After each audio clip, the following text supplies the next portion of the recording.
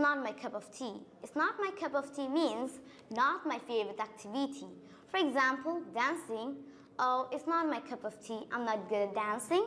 Assalamu alaikum. Hello everyone. It's me, Ayman. I'm a student of school. My school name is Cox's Bazar International School. So today I'm going to tell you 5 common idioms. So the first one is break a leg. Break a leg means good luck. For example, break a leg, Sam. I know your performance will be great. The second one is a piece of cake. A piece of cake means something is very easy. For example, the English test was a piece of cake. And the third one is once in a blue moon. Once in a blue moon means an event that happens infrequently. And the fourth one is at sea. At sea means confused. Confused.